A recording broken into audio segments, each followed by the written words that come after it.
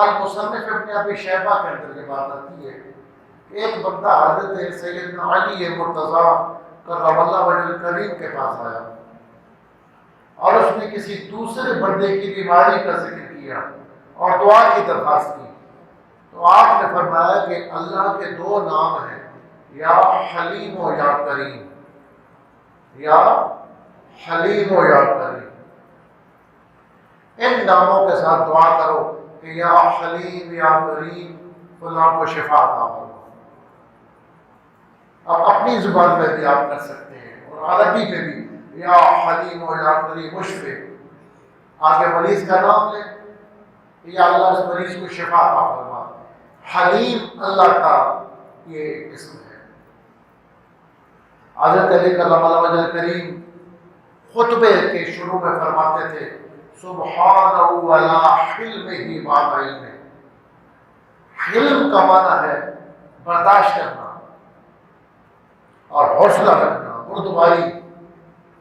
تو آپ اللہ کی تعریف کرتے تھے سبحانہ علی حلمہ بعد علم۔ کتنا پاک ہے، ایسی پاک ذات ہے جو ہماری غلطیوں اور خطاؤں کے باوجود بھی درگزر فرماتا ہے، برداشت کرتا ہے، فوراً گرفت نہیں کرتا، ہمیں سزا نہیں دیتا۔ اتنا کچھ زمین پہ نافرمانی ہو رہی ہوتی ہے لیکن اس کا علم ہے، اس کی شان علم ہے۔ تو دوسرا ہے یا حلیم کے ساتھ یا کریم، کریم بھی اللہ کا نام۔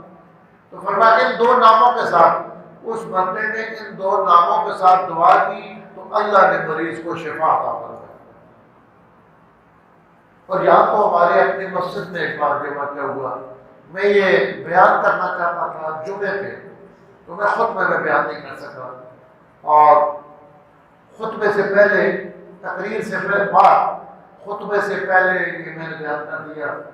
تو یہاں محلے میں ایک بزرگ ہیں، تو انہوں نے مجھے یہ کہا کہ میں بیمار تھا اور رات کو گولڈن شیخ علی پیر صاحب میرے خواب میں آئے تھے، تو انہوں نے کہا کہ آپ رحمت مسجد میں جمعہ پڑھنا اور شاہ صاحب جو اللہ کے ناموں والی حدیث بیان کریں گے اس میں عمل کرنا، اللہ تمہیں شفا عطا فرما دے گا۔